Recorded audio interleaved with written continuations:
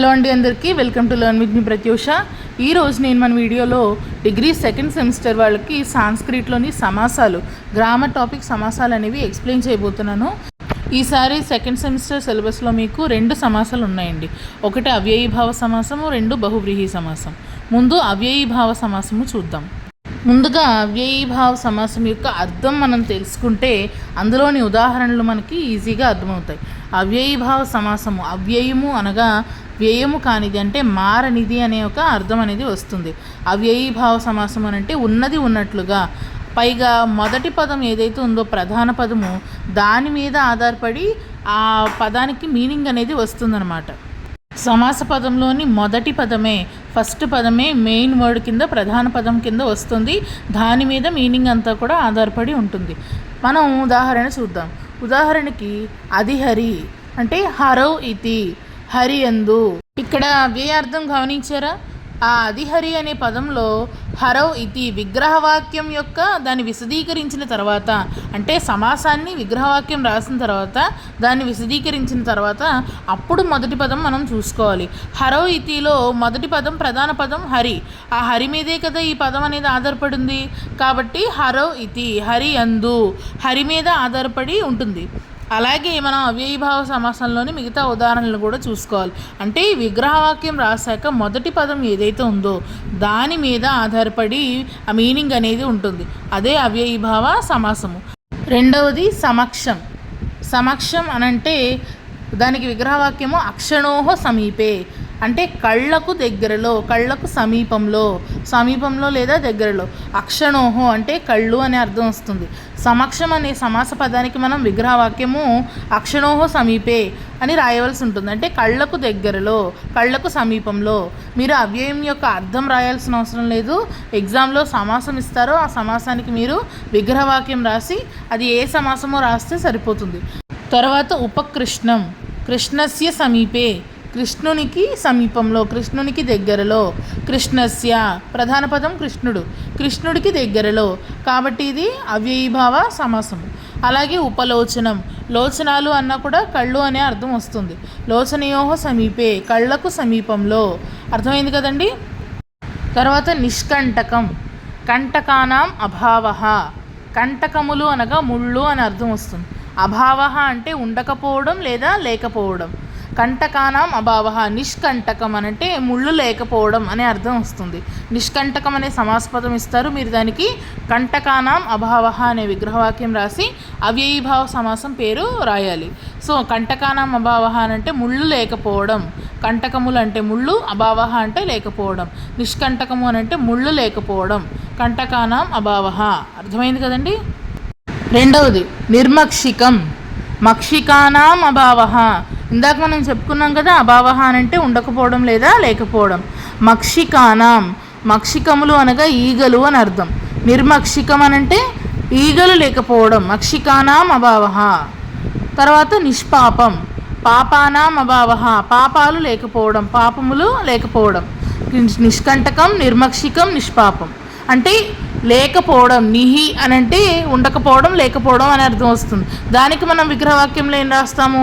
అభావః అనే పదం జోడించి రాస్తాము.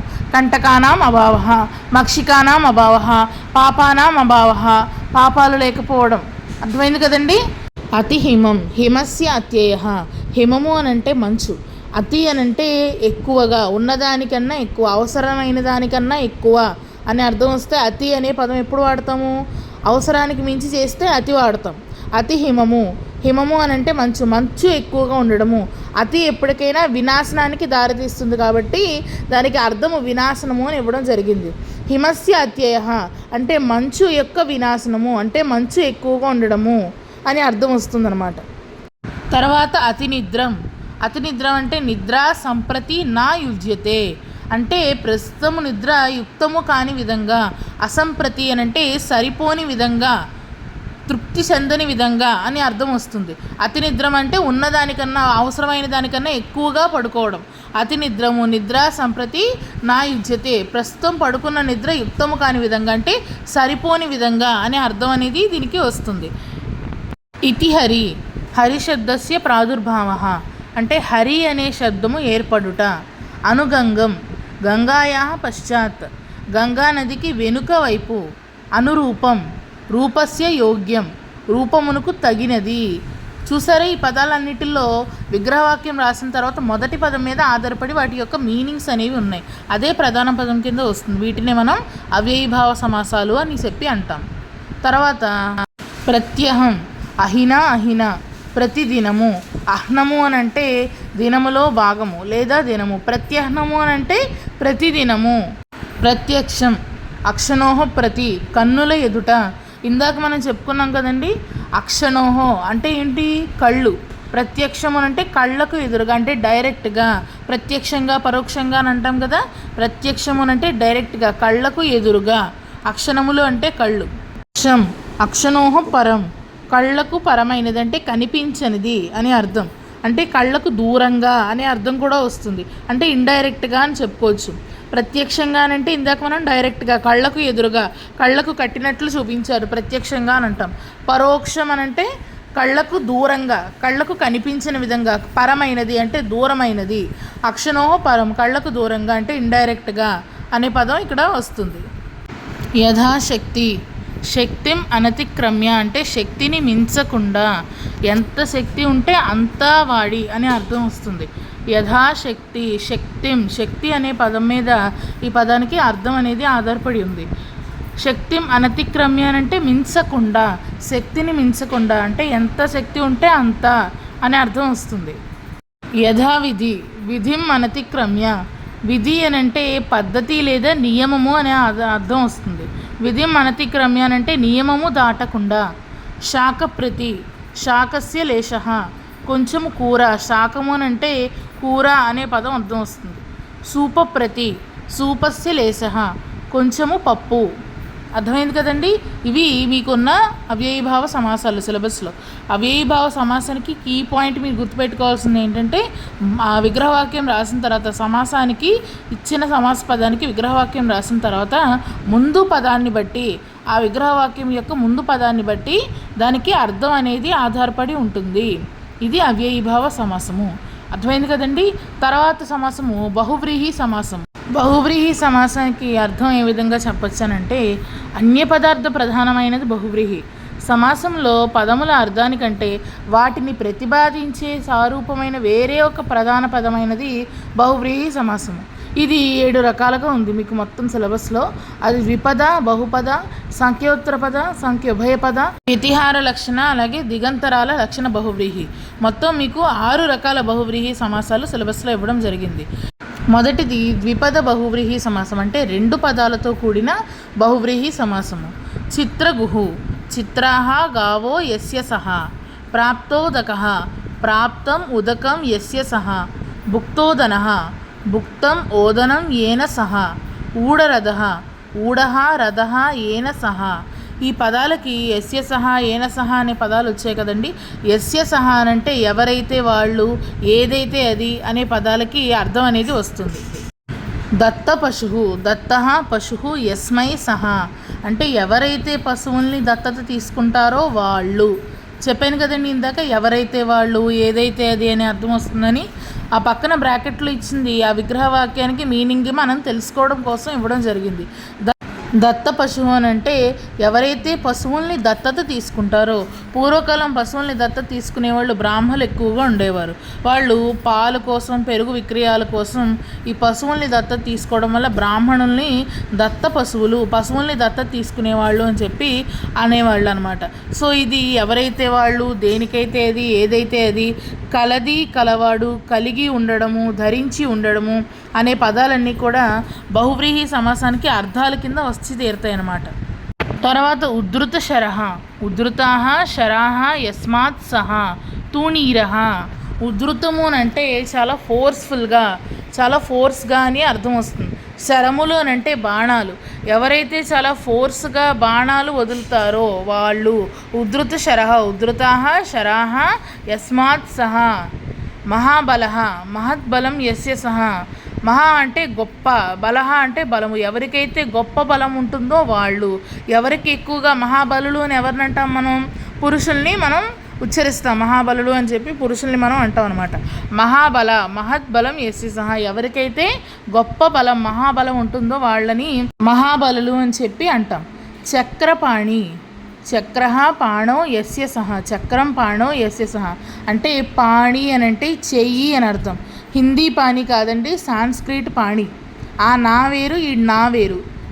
హిందీలో పానీ అనే పదానికి వాటర్ అనే అర్థం వస్తుంది. సాంస్క్రిట్లో పాణి అని అంటే చెయ్యి అని అర్థం. మీకు పాణిగ్రహణం లెసన్ ఉంది కదా, అది గుర్తుపెట్టుకోండి. పాణి అంటే చెయ్యి అనే అర్థం వస్తుంది. ఎవరికైతే చేతి అందు చక్రం ఉంటుందో, ఎవరికి చేతిలో చక్రం ఉంటుంది? సుదర్శన చక్రం ఉంటుంది కదా చేతిలో, ఎవరికి? శ్రీ మహావిష్ణువుకి. ఆయన్ని హరి అని కూడా అంటారు. అదే మీకు బ్రాకెట్లో ఇవ్వడం జరిగింది అక్కడ. చక్రపాణి అని అంటే చక్రం పాణో యస్య సహ, ఎవరికైతే చేతి యందు చక్రం ఉంటుందో వాళ్ళు అనే పదం ఇక్కడ మనం రాస్తున్నాం. మీరు గమనిస్తున్నారా సమాసాలు ఏ విధంగా ఉన్నాయన్నది? సమాస పదం అక్కడ ఇవ్వడం జరుగుతుంది. రెండు వేరు అర్థాలు కలిగిన పదాన్ని ఒకటి కింద ఒకే అర్థం వచ్చేలాగా రాస్తే దాన్నే మనం సమాసం అని అంటాం. సమాస పదానికి అర్థం ఇది. ఈ చక్రపాణి అనే వేరు అర్థాలు కలిగిన, చక్రం అనే పదానికి ఒక అర్థం వస్తుంది, పాణి అనే పదానికి ఒక అర్థం వస్తుంది. ఈ రెండు పదాలు కలిపి ఒకే పదం అర్థం వచ్చేలాగా మనం విగ్రహవాక్యం రాస్తున్నాం. అదే సమాసం. ఆ సమాసం పేరు కూడా రాస్తాం అన్నమాట. సమాసాల్లో అంతరార్థం ఇది. చక్రపాణి అని అంటే చక్రం పాణో యస్య సహ, ఎవరికైతే చేతి యందు చక్రం కలిగి ఉంటారో వాళ్ళని మనం చక్రపాణి అని చెప్పేసి అంటాం. అంటే శ్రీ మహావిష్ణువుని. తర్వాత సుగాత్రి, శోభనం గాత్రం యస్య సహ, ఎవరికైతే చాలా శుభమైన మంచి గొంతుక కలిగి ఉంటారో వాళ్ళని సుగాత్రి అని చెప్పేసి అంటాం. ఎవరికైతే మంచి గొంతు ఉంటుందో, మంచి గాత్రం ఉంటుందో, శోభనం అంటే శుభమైన, గాత్రము శుభప్రదమైన గాత్రము గొంతు, యస్యా సహ స్త్రీ కాబట్టి యస్య, పురుషుడైతే యస్య. అర్థమైందా? స్త్రీలింగానికి దీర్ఘం పెడతాం యస్య. అలాగే ఛాత్ర, అదే పురుషుడైతే ఛాత్ర యస్య. అది డిఫరెన్స్. ఎవరికైతే శుభప్రదమైన గొంతు ఉంటుందో వాళ్ళని సుగాత్రి అని చెప్పేసి అంటాం. బహువ్రీహి సమాసం. కుశోదరి, కుశం ఉదరం యస్యా సహ, ఎవరికైతే సన్నని నడుము కలిగి ఉంటారో వాళ్ళని ఉదరము అని అంటే కడుపు లేదా పొట్ట లేదా నడుము అనే అర్థం వస్తుంది.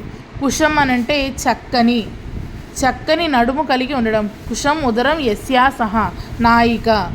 వీరపురుష, వీరా పురుష యస్మిన్ సహ, ఎవరైతే పురుషుడు వీరుడుగా ఉంటాడో వాళ్ళని వీరపురుషుడు అని అంటాం. వీరాహ పురుషాహ యస్మిన్ సహ, ఇవన్నీ కూడా ద్విపద బహువ్రీహి సమాసాలు. అంటే రెండు పదాలతో కూడిన బహువ్రీహి సమాసం అన్నమాట. ఇప్పుడు బహుపద బహువ్రీహి సమాసాలు. బహుపదాలు అని అంటే ఎక్కువ పదాలు, రెండు కన్నా ఎక్కువగా ఉంటే వాటిని బహుపదాలు అని అంటాం. బహుపద బహువ్రీహి సమాసాలు. అందులో అధికోన్నతాంశః, అధికః ఉన్నతః అంశః యస్య సహ, అంటే ఎవరైతే అధికులుగాను ఉన్నతులుగాను కలిగిన అంశ కలిగి ఉంటారో వాళ్ళు అని అంటే చాలా గొప్పవాళ్ళు అనే అర్థం వస్తుంది. మంచి పొజిషన్లో ఉన్న వాళ్ళని అధికోన్నతాంశులు అని అంటాం. ఎవరైతే అధికులుగాను ఉన్నతులుగాను ఉంటారో వాళ్ళు అధికోన్నతాంశః అని అంటే గొప్పవాళ్ళు అనే అర్థం వస్తుంది.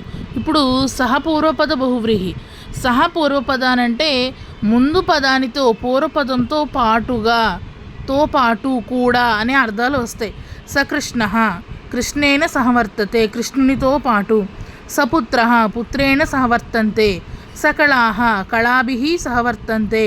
సబాంధవః, బాంధవైః సహితః అంటే బంధువులతో పాటుగా, తో పాటుగా, కూడా, కలిసి అనే పదాలు ఇక్కడ అర్థాలు కింద వస్తాయి. సహపూర్వపద బహువ్రీహి సమాసంలో తో పాటు, కూడా, కలిసి అనే పదాలు అర్థాల కింద వస్తాయి. పూర్వపదంకి పూర్వపదంలాగా అంటే ముందు పదంలాగా వస్తాయి. స అనే పదము ముందు పదంలాగా వస్తుంది. బాంధవ, సబాంధవ, బాంధవులతో పాటుగా, బాంధవైః సహితః. అర్థమైంది కదండి ఈ సహపూర్వపద బహువ్రీహి సమాసము. ఇప్పుడు బహువ్రీహి సమాసంలో తర్వాతి రకం కూడా మనం చూద్దాం. తర్వాత రకం సంఖ్యోత్తర పద బహువ్రీహి అని అంటే నెంబర్ ద్వారా.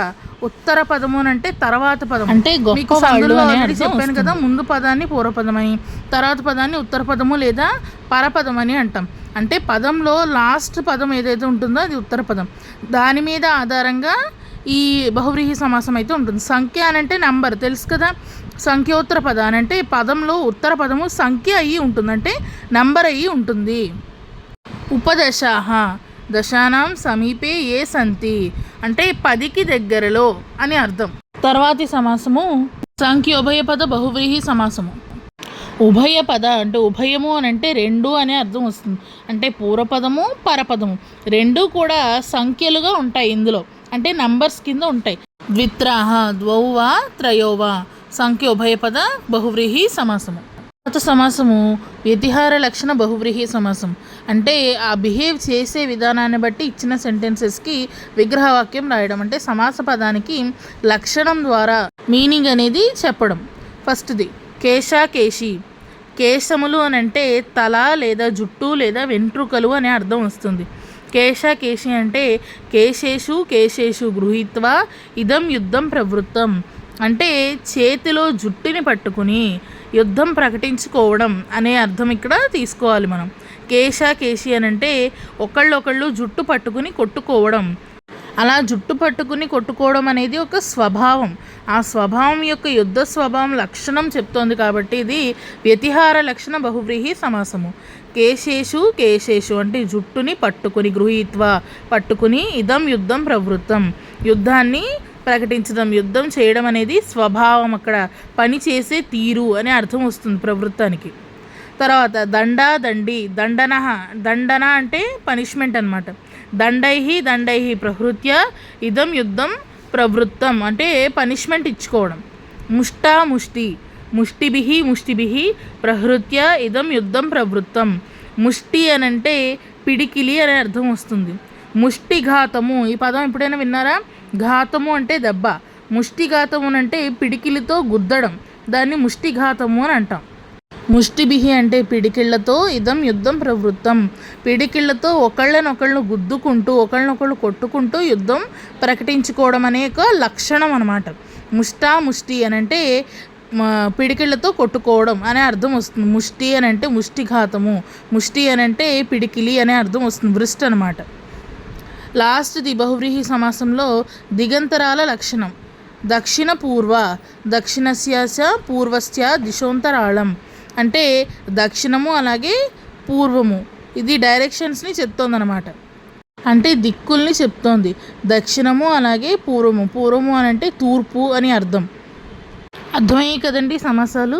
ఇది మీరు ఎక్స్ప్లెయిన్ చేయమన్నారని వీడియో పెట్టాను, కానీ సమాసాల కన్నా సందులు బెటర్ మీరు ఎగ్జామ్లో ప్రిపేర్ అవ్వడానికి, తక్కువ టైంలో రాయడానికి. ఎందుకంటే మార్క్స్ దానికి కొంచెం ఎక్కువ, 8 మార్క్స్, సమాసాలకి 4 మార్క్సే. నేను వివరంగా ఇదంతా కూడా ఇంపార్టెంట్ వీడియోలో పెట్టాను, ఇంపార్టెంట్ క్వశ్చన్స్ వీడియోలో. దాని లింక్ మీకు డిస్క్రిప్షన్లో ఇస్తాను, తప్పకుండా చూడండి. Sanskrit model paper, important questions, syllabus, lessons, grammar topics, సందులు అన్నీ కూడా పెట్టాను. ఆ వీడియోస్ అన్నీ మీరు ఛానల్లో ఉంటాయి. ఇంపార్టెంట్ క్వశ్చన్స్ వీడియో అయితే మీకు డిస్క్రిప్షన్లో ఇస్తాను, తప్పనిసరిగా చూడండి. And do not forget to please like, share and subscribe. Learn with me Pratyush.